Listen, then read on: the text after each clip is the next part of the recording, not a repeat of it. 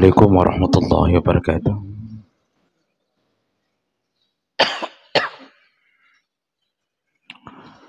Alhamdulillahirabbil alamin.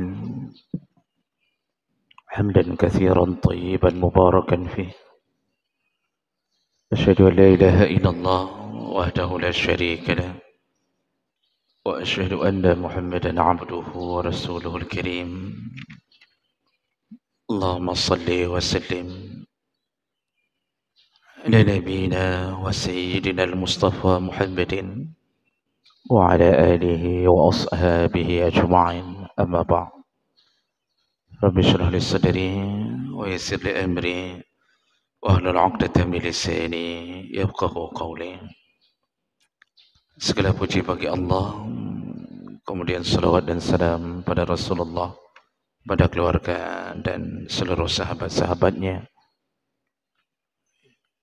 yang Allah muliakan insyaallah. Jamaah salat subuh, bapak-bapak dan ibu-ibu yang datang karena Allah, maka Allah lah yang akan membalas dengan pahala yang berlimpah. Berada di dalam bab at-targhib fi sadaqah wal hasu 'alaiha, yaitu bab tentang anjuran untuk memperbanyak sedekah dan bersemangat untuk bersedekah dan apa yang dia dapatkan dari sedekahnya. Di pertemuan yang lalu kita sudah membahas beberapa hadis yang senada, yang intinya adalah ketika seseorang bersedekah walaupun dengan sebutir kurma, dan kurma itu diperoleh dari harta yang halal, dari penghasilan yang halal, maka satu butir kurma itu diterima oleh Allah dengan tangan kanannya. Artinya Allah hargai, Allah ridha, maka disebutkan oleh Nabi Allah terima dengan tangan kanannya. Maksudnya Allah senang, karena benda itu bukan benda yang haram dan bukan berasal dari penghasilan yang haram. Lalu setelah Allah terima dengan kesenangannya, lalu Allah pelihara sebutir kurma itu, Allah simpan, Allah tumbuh kembangkan, dan dia menjadi sebesar gunung Uhud. Jadi walaupun yang kita berikan sebutir, tapi ketika kita berpulang kepada Allah, kata Nabi, yang engkau lihat nanti kurma sebesar gunung Uhud, sebutir kurma hasil sedekahmu, sebagai balasan Allah untukmu. Jadi dari hadis riwayat Bukhari Muslim ini kita tahu ternyata sedekah kita bukan hanya disimpan oleh Allah, tapi dikembangkan. Jadi bagaikan orang memelihara binatang ternak, dari dilahirkan, diberikan makan, terus berkembang sampai menjadi unta yang dewasa atau menjadi lembu yang sangat besar. Begitulah baiknya Allah kepada hamba. Maka perbanyaklah bersedekah, walaupun mungkin kita bersedekah dengan jumlah yang tak banyak, tapi perbanyaklah sedekah. Dari situ kita tahu Bapak Ibu bahawa apa yang kita berikan di celengan masjid, walaupun jumlahnya 2,000, tapi nanti di sisi Allah dia berubah menjadi gunung-gunung. Tapi kalau bisa ya jangan 2,000 lah kalau ke masjid. Jadi biar gunungnya lebih besar, kalau bisa jangan 2,000. Paling kurang 5,000 menyokong masjid. Karena ini rumah Allah. Kita ke rumah janda saja kita kasih sampai 50,000. Masa ke rumah Allah 2,000? Rumah janda 50,000 saja. Itu yang seharusnya kita ketahui dan kita amalkan. Baik, kita lanjutkan masih di dalam bab yang sama, yaitu anjuran bersedekah dan apa yang terjadi pada sedekah kita. Hadis berikutnya, yaitu hadis dari Abi Hurairah radhiyallahu anhu, anna Rasulullah sallallahu alaihi wasallam qala, Rasulullah berkata, ma naqasat sadaqatun min mal. Jadi ada 3 perkara yang Rasulullah sebutkan tentang urusan-urusan yang tidak, yang kalau kita fikirkan tak sesuai dengan logika. Ini 3 perkara yang Rasulullah sebutkan dalam hadis yang akan kita bahas ini. Kalau kita fikirkan secara akal logika kita, sepertinya tak sesuai. Tapi kenyataannya begitu, kata Nabi SAW. Apa dia?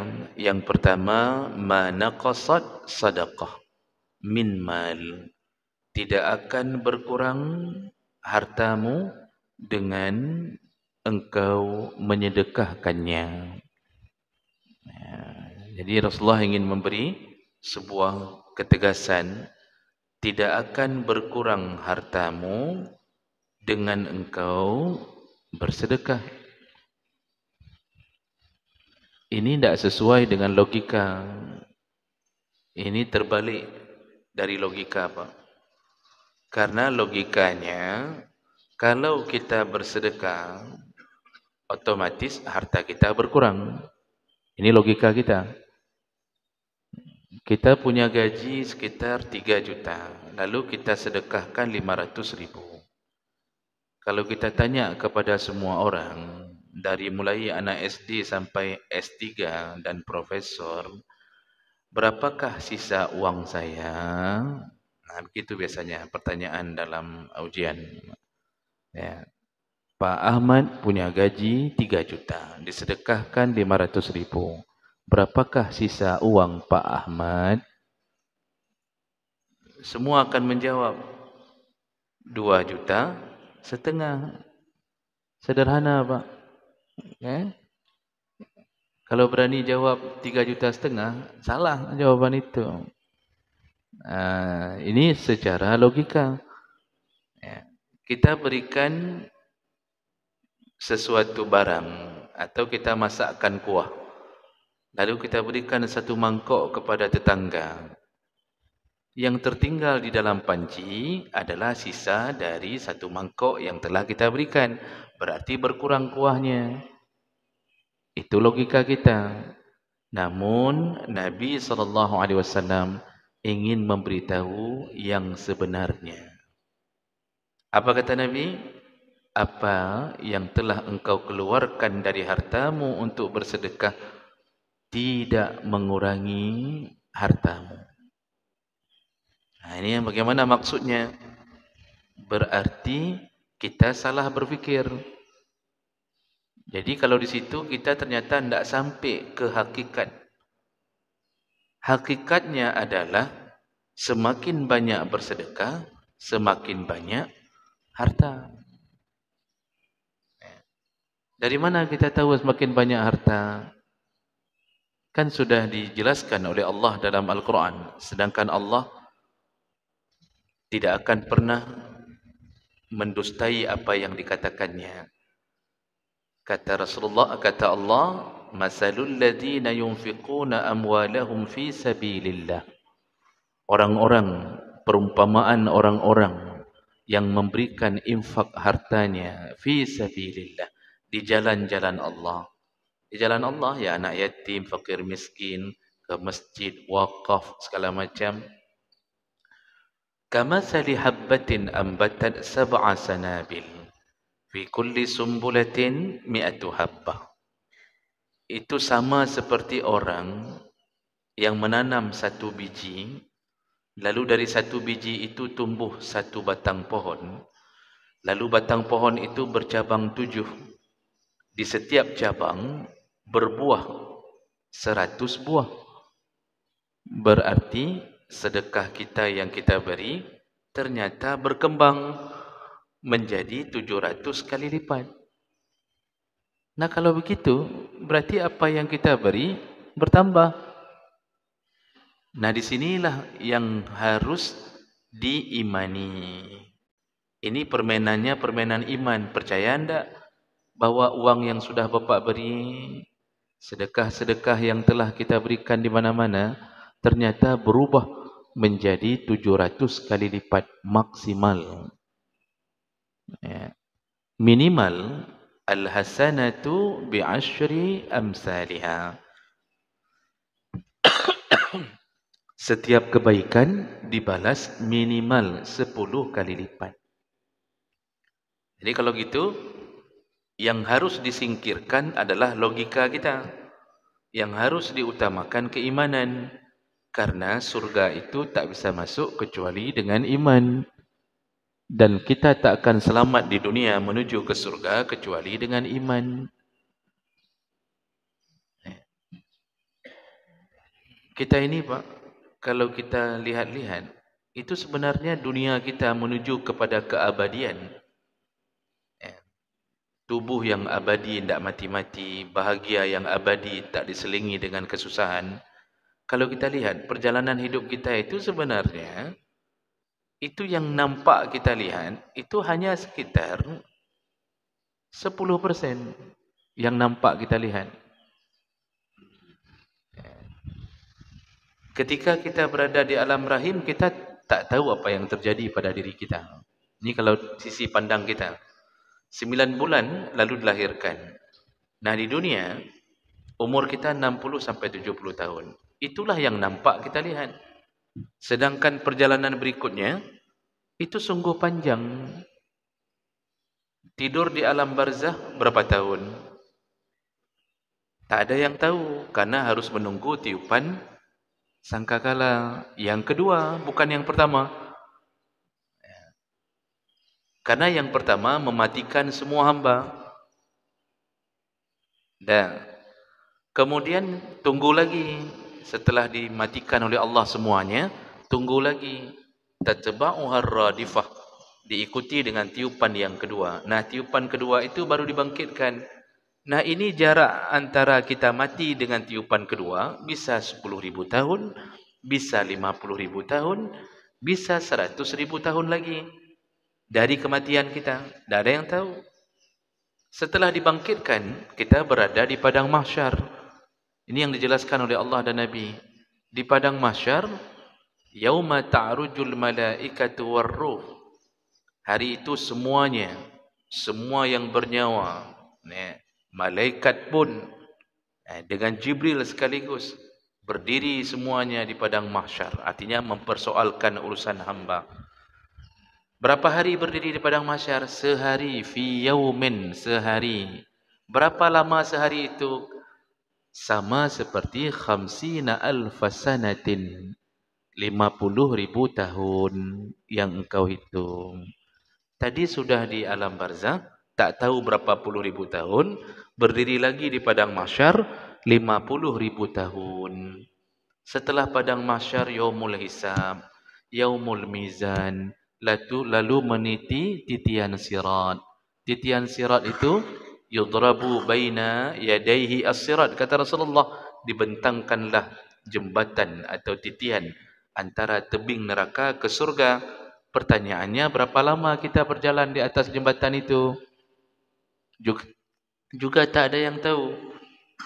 Ada seorang ulama dari kalangan tabi'in, beliau mendengarkan dari sahabat bahawa, yaitu bernama Qadhi Al-Ayas, beliau menyatakan titian itu 5.000 tahun berjalan menanjak, lalu 5.000 tahun mendatar, lalu 5.000 tahun menurun. Berarti 15.000 tahun kalau jalan baru mencapai pintu surga. Kecuali orang-orang yang Allah berikan kelebihan, dia bisa terbang seperti kilat, terbang seperti burung. Tapi kalau jalan 15.000 tahun, kalau begitu Bapak Ibu, lebih banyak mana yang nampak dengan yang tak nampak? lebih banyak yang tak nampak. Oleh karena itu, kita ini iman itu harus lebih banyak daripada pikiran yang kita, daripada akal yang sedang kita usahakan berfikir. Makanya ada sesuatu yang tidak sanggup kita mikir, ya sudah, imani saja, yakin saja. Oleh karena itu, sedekah kita yakinlah dia ternyata bertumbuh kembang, tidak seperti yang kita berikan. Itu baru di akhirat. Artinya itu pembalasan di akhirat. Jadi kita tidak nyangka-nyangka. Kita akan mengatakan kepada semua orang, dong idonya dong juk sang nama 10 juta tak kaya dong juk. Untuk wakaf, untuk ini, ada saya kasih. Tapi kok kayak gini sekarang balasannya? Kok berkembang menjadi gunung-gunung? Jadi kan luar biasa. Apalagi yang ahli sedekah. Makanya surga itu salah satu pintunya adalah babus sedekah. Yaitu pintu sedekah yang diperuntukkan bagi mereka yang hidupnya dominan banyak bersedekah. Nah, itu perkataan Nabi yang pertama. Tidak akan berkurang hartamu dengan bersedekah. Di dunia dapat apa? Di dunia dapat keberkahan. Memang uang kita berkurang tiap bulan, Pak. 3 juta selalu sedekah 500 ribu per bulan. Memang nampak dengan akal berkurang, di akhirat ditambah. Tapi di dunia dapat apa? Keberkahan harta. Begitu diberi keberkahan harta, berapapun jumlah harta, dia mencukupi bahkan melebihi dari keinginan kita.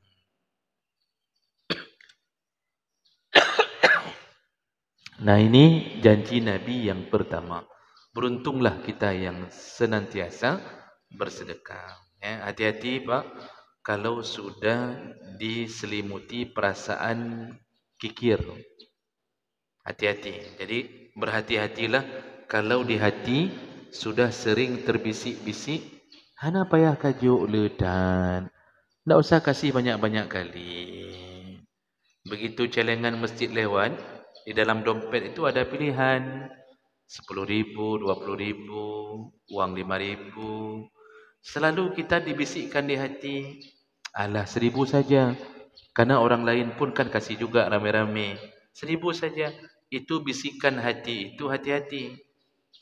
Ketika datang keponakan ke rumah, tak ada angpau. Tak ada angpau sedikit pun untuk menghantarkan mereka pulang. Hanya gara-gara hati kita dibisikkan, tak usahlah kasih banyak-banyak kali. 1.000 saja. Atau mereka pulang tangan kosong. Lalu keponakan itu menandai pak awanya, menandai pamannya. Kok kerik-kerik pak wake katanya. Pak cikku cukup keriat. Kerit itu bahasa Indonesia apa bahasa Aceh? Bahasa Aceh berarti pak cikku cukup pelit katanya. Meteribe hang gajuk. Itu contohnya. Hati-hati kalau sudah mulai penyakit itu muncul. Kenapa? Salah satu yang diinginkan syaitan, kita tak banyak bersedekah. Kenapa? Syaitan tahu bahawa sedekah akan menyelamatkan hamba. Syaitan tak mahu hamba ini selamat. Makanya dibisikkan, jangan. Nanti mulai itu dibawa jauh-jauh pikiran. Tak usah kasih banyak-banyak. Lihat waktu kita datang ke rumah dia. Ada dia kasih banyak-banyak untuk anak kita. Jadi mulai itu diputar-putar sampai kita menjadi orang pelit. Duduk di dalam satu komplek, semua sudah sepakat kumpul uang 20.000 untuk membeli ikan panggang bersama. Kita selalu terlambat, pura-pura tak tahu. Datang makan pajau sin yang kumpul penghan. Akhirnya ikan tak dipanggang, dipangganglah orang itu. Ya, saking bencinya orang kepada dia. Kenapa? Kriat. Apa kata Rasulullah? Ittaqus syuha. Takutlah engkau dengan penyakit syuh. Syuh itu penyakit bakhil. Takutlah engkau dengan penyakit kikir. Kenapa? Fa inna syurha. Karena penyakit kikir itu termasuk dulumatun yaumal qiyamah. Termasuk kegelapan di hari kiamat. Jadi orang-orang kikir itu gelap di hari kiamat. Tidak banyak pertolongannya. Kalau penyakit itu sudah ada di hati, paksakan Bapak Ibu, paksakan, kasih. Ketika keponakan tadi mau pulang dari rumah setelah bertamu ke rumah kita, mau kita kasih 1,000, paksakan hati 10,000, 20,000, udah sekali-sekali mereka datang, udah masukin aja ke amplop. Masukin ke amplop, tutup amplopnya, dilem segera. Jangan dibuka begitu saja, dilem segera, Pak. Karena menyudah halam, kacau dalam. Segera dilem, sudah bismillah, udah 20,000, 20,000. Itu anak-anak keponakan kita, Pak. Masya Allah. Doa mereka ikhlas. Pak Wah kami, Masya Allah, 20,000.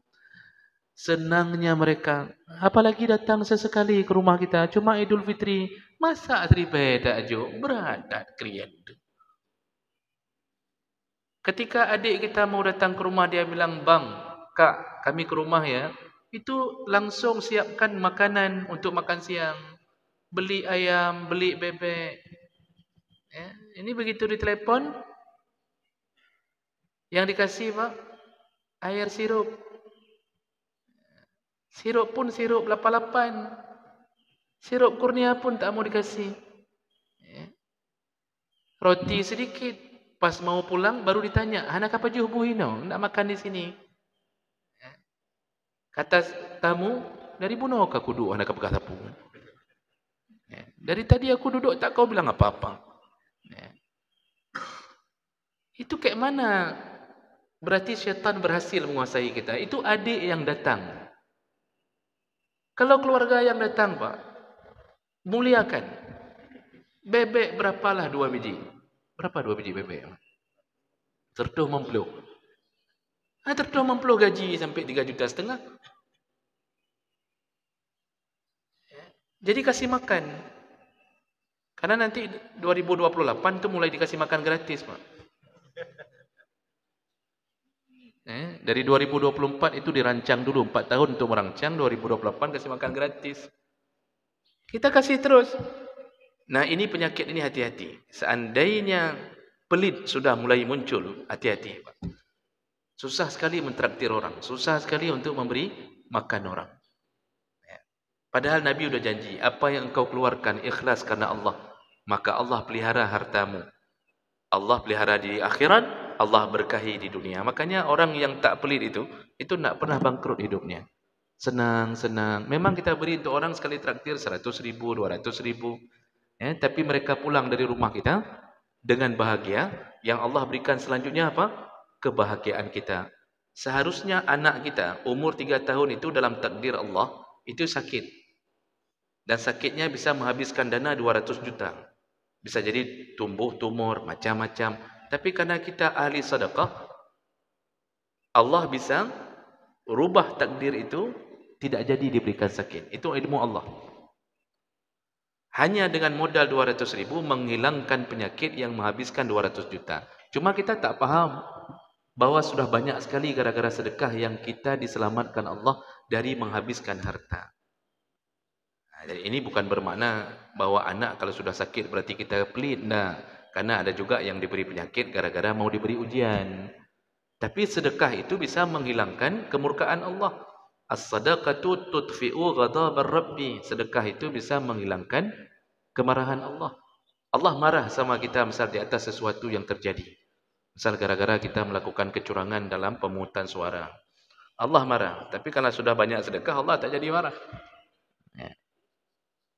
Maksudnya tak jadi marah di saat mau diberikan rahmatnya. Yang dosa tetap dihitung. Itu contoh, Pak. Makanya peliharalah sifat banyak sedekah. Kapanpun, dimanapun sedekah. Tapi pokoknya Bapak Ibu asal yang merempok long dengan long lontong, sedekah aja banyak-banyak. Sedekah aja. Ustaz mau beli apa nasi kuria? Saya sedekah untuk Ustaz. Untuk isteri saya belum ada? Sedekah satu lagi Ustaz. Misal. Ustaz pakai apa? Ayam, bebek, apa telur? Jadi banyak-banyak sedekah. Kemudian janji Nabi yang kedua. Sedikit lagi, 5 menit lagi baru kita tanya jawab. Yang kedua kata Rasulullah, "Wa ma zadallahu 'abdan bi'afwin illa 'izza." Seorang hamba yang suka memaafkan saudaranya, maka dia akan mendapatkan kemuliaan. Ini terbalik dengan logika juga, Bang. Seorang hamba ya, yang suka memaafkan, ketika dia dizalimi, maka dia akan mendapatkan kemuliaan. Sekarang begini, logika kita nih. Kalau logika kita dizalimi, lalu kita memaafkan. Maka orang-orang akan mengatakan apa? Kok bangai gokah? Bodoh kali kamu. Ya. Itu apa kamu maafkan? Kamu itu sudah dipukul, kamu itu sudah begini, sudah begitu, dicaci kamu tadi itu. Kamu itu sudah direndah-rendahkan, diejek-ejek. Itu apa kamu maafkan? Berarti dalam logika, memaafkan orang yang menzalimi itu menunjukkan kita rendah. Tidak punya kekuatan, ya, kemudian kita menyerah dengan keadaan, tak mampu membalas, kakak lupa maaf, kita dianggap lemah. Kita dianggap lemah. Ternyata di sisi Allah, yang dianggap lemah oleh manusia di dunia gara-gara memaafkan orang yang menzaliminya, ternyata izzah di sisi Allah malah lebih mulia. Imam Syafi'i itu sering mendapatkan perlakuan yang membuat hatinya terzalimi, Pak. Termasuk beliau gara-gara menentang penguasa, itu sampai pernah diseret dengan unta. Itu ulama besar, pernah diseret dengan kuda. Jadi di masa pemerintahan beliau itu, saya lupa tahun berapa kejadian pastinya, melawan kekuasaan Syiah. Jadi fatwa Imam Syafi'i melawan pemerintah di saat itu diseret dengan kuda. Lalu belum lagi dalam pengajian. Dalam pengajian ada jamaahnya yang menghinanya, marah-marah. Dalam hadis dari orang itu namanya Yunus Al-Ya'la atau begitulah, saya lupa nama detailnya apa. Jadi dia marah-marah ke Imam Syafi'i. Marah-marahnya dilampiaskan di dalam pengajian, padahal itu ulama besar. Lalu kemudian sampai Imam Syafi'i yang dimarah-marahi oleh jamaahnya, kan sebenarnya tidak beradab memarah-marahi guru di depan majlis. Itu sama sekali, apalagi sekaliber Imam Syafi'i. Tapi apa yang terjadi, Pak? Imam Syafi'i mendatangi rumah Yunus ini, lalu dia mengatakan, sudah 1000 masalah kita bersepakat. Kira-kira begitu bahasanya. Sudah 1000 masalah kita bersepakat. Kenapa dalam satu masalah ini engkau memisahkan diri dariku? Jadi janganlah gara-gara satu masalah ini engkau bermusuhan denganku, padahal sudah 1000 masalah yang lain kita bersepakat. Imam Syafi'i itu yang datang ke rumah dia, menyuruhnya, mana ada urusan guru ejak bak murid, ya laki maaf, Pak. Oh, pantang sekali itu. Imam Syafi'i datang. Di situ Yunus Al-Ma'la ini sampai mengatakan, maafkanlah. Kalau dia terharu sekali sampai datangnya Imam Syafi'i ke rumahnya. Itu model merendahkan diri, tapi mulia di sisi Allah. Imam Hambali itu setengah dari umurnya disiksa di penjara, gara-gara mempertahankan Al-Quran sebagai kalam Allah, bukan sebagai makhluk Allah. Karena Imam Hambali hidup di bawah pimpinan Mu'tazilah. Mu'tazilah itu kelompok liberal yang di saat itu mengatakan Al-Quran itu makhluk. Al-Quran itu makhluk, bukan kalam. Jadi bukan dari diri Allah, dia dicipta sama Allah. Imam Hambali mengatakan tidak, Al-Quran itu kalam Allah. Dia keluar dari Allah, bukan dicipta oleh Allah. Berbeda dengan makhluk lain. Dipertahankan itu sampai ditangkap. Ditangkap, dipenjara, dicambuk setiap hari. Dicambuk setiap hari. Sampai badannya luka-luki, keluar dari penjara sakit-sakitan sampai meninggal. Itu Imam Hanbali. Besar sekali ujiannya, Pak. Besar sekali. Jadi baik ni fikir kalau orang alim itu hidupnya aman, mobil dikasih oleh wali kota, kemudian diumrahkan, lalu kemudian dikirimkan parcel ke rumah, wate truk di antara masyarakat berebut-rebut untuk cium tangan dan lutut, misal. Dulu malah ujiannya besar-besar sekali. Dan itu berarti sudah mulai masuk menjadi pilihan Allah. Setelah beliau sakit, di sewaktu sakitnya itu apa yang dia katakan kepada anaknya? Ini keterangan anaknya dari Abdullah. Katanya, ku maafkan semua algojo yang memukulku, ku maafkan. Anaknya yang protes, ayah, biarlah itu nanti menjadi pengadilan di akhirat. Anaknya tak mau terima, dipukul berulang-ulang seorang imam besar di zamannya. Apa kata Imam Hanbali? Tidakkah engkau ingin aku dibangga-banggakan Allah di hari kiamat daripada aku pilih hidup untuk membangga-banggakan keadaanku di dunia. Begitu kalau beliau ucapkan, beliau maafkan orang yang memukulnya. Tapi jangan salah faham. Itu yang dapat kemuliaan orang yang memaafkan. Sedangkan orang yang mukul, kalau tidak pernah merasa bersalah, tidak pernah minta maaf, yang urungnya dihambusi dalam neraka. Jadi bukan kalau kita sudah maafkan semua mereka masuk surga, tidak. Itu kita yang maafkan. Sama kayak orang berutang, Pak. Sama kayak orang berutang. Orang yang memberi utang, itu memaafkannya. Tapi orang yang berutang sampai mati itu tidak pernah berusaha bayar utang. Jadi sudah mati duluan orang berutang, sedangkan si yang memberi utang mengatakan kali lumpur maaf. Itu yang dapat pahala yang memaafkan. Yang rencana tak bayar utang tetap dapat hukuman karena dia tidak ada usaha untuk menyelesaikan hutangnya. Jadi mulia sekali orang yang merendahkan diri di atas kezaliman yang terjadi padanya. Maka mulialah dia di dunia, mulialah dia di akhirat. Yang terakhir, yang ketiga, kata Rasulullah, "Wa ma tawadha'a ahadun illa rafa'ahu Allah azza wa jalla."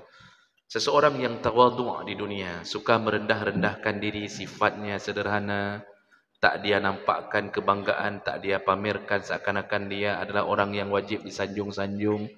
Orang yang suka tawadhu' di dunia, Allah angkat di akhirat. Jadi walaupun kita kaya raya, tapi sifat tawadhu' itu tidak membuat kita sombong, maka Allah akan angkat di akhirat. Ini kan terbalik juga dengan logika. Logika mengatakan apa? Kalau engkau kaya, ya nampakkanlah kekayaanmu. Jangan naik sepeda motor, naiklah Alphard. Kalau engkau kaya, belilah jet pribadi. Tapi orang ini tak mau. Nah, misal begitu. Jadi logika di dunia, kalau kaya nampakkan, kalau punya jabatan, berkuasalah, suka-suka engkau lah. Tapi kita membalikkan keadaan, ternyata di sisi Allah, yang semakin tinggi kedudukan di dunia, semakin rendah, merendahkan diri, ternyata mulia di sisi Allah Subhanahu Wa Taala. Walaupun orang mengatakan bahawa kok dia begitu, kok rendah tak urun, padahal mulia di sisi Allah. Baik, inilah tiga perkara yang intinya mau disebutkan tentang sedekah tadi. Inilah tiga perkara yang telah Nabi sebutkan, maka mudah-mudahan kita tak berhenti bersedekah sampai mati kita. 5 menit. 5 menit, Pak. Silakan. Silakan, Bapak.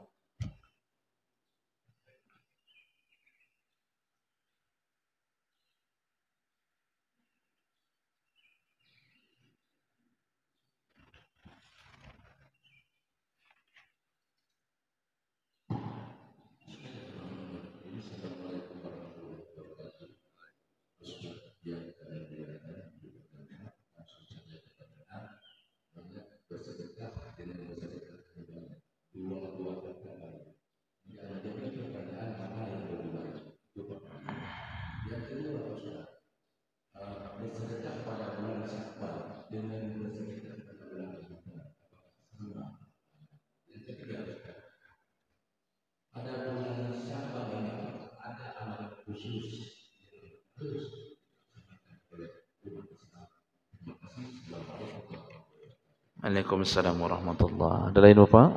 Sebelum kita tutup? Tidak ada ya? Ada? Pak Nasir, silakan.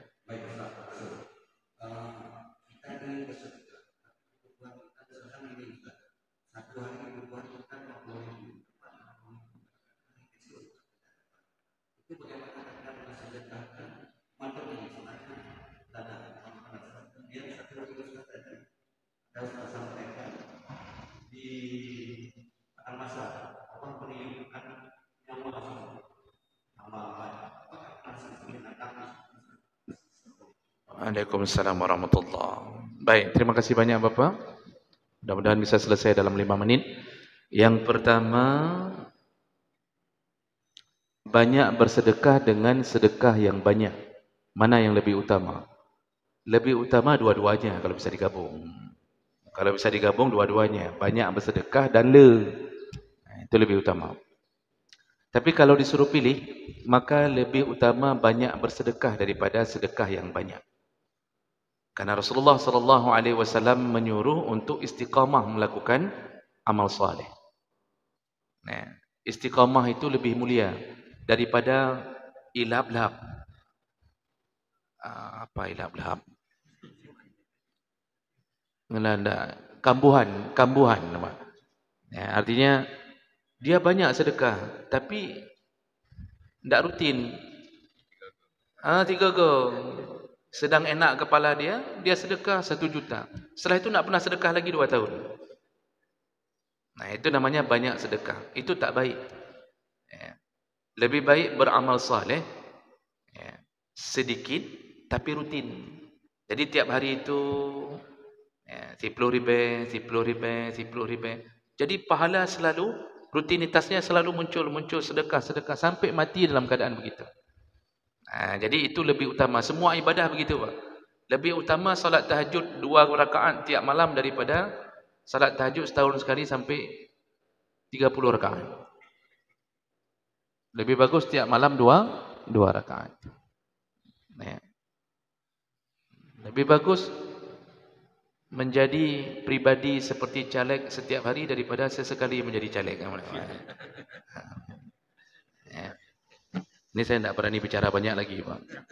Karena ada yang sudah gagal. Baik. Ya begitu Pak, rutinitas istiqamah lebih baik. Pertanyaan kedua. Sedekah di bulan Sya'ban lebih besar mana dengan Ramadan? Tentu tak ada yang mampu mengalahkan Ramadan. Karena Rasulullah mengatakan Ramadan itu sayyidus syuhur, penghulunya bulan. Ya, penghulunya bulan. Rasulullah itu kata Aisyah, kana ajwadun nas. Rasulullah itu sangat dermawan. Tetapi ketika datang Ramadan, lebih dahsyat lagi dermawannya Rasulullah. Seandainya rumahnya bisa dicabut, rumahnya dikasih. Kenapa? Kemuliaan Ramadan. Kemuliaan Ramadan. Ramadan itu Pak, bulan bonus.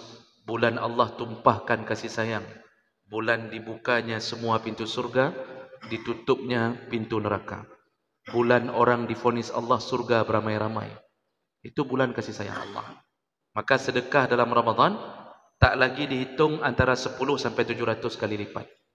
Tak lagi dihitung Pak. Jadi kata Rasulullah dalam hadis qudsi, Allah berkata, karena Ramadan itu milikku, wa ana ajzi bihi. Suka-suka aku dalam Ramadan mau membalas. Maka Ramadan Pak, persiapkan sedekah terbaik. Saya sering kasih tahu di mana-mana Pak. Sebelum Ramadan itu siapkan paket Pak. 1 bungkus 100 ribu, minyak goreng 2 kilo, gula 2 kilo, teh 1, boleh kurma 1, 100 ribu contoh atau 50 ribu. Kasih ke rumah fakir, miskin. Mereka buka puasa dengan minyak yang kita beri, gula kita beri. Sebulan fakir miskin tenang hatinya. Alhamdulillah kita sudah ada minyak kita.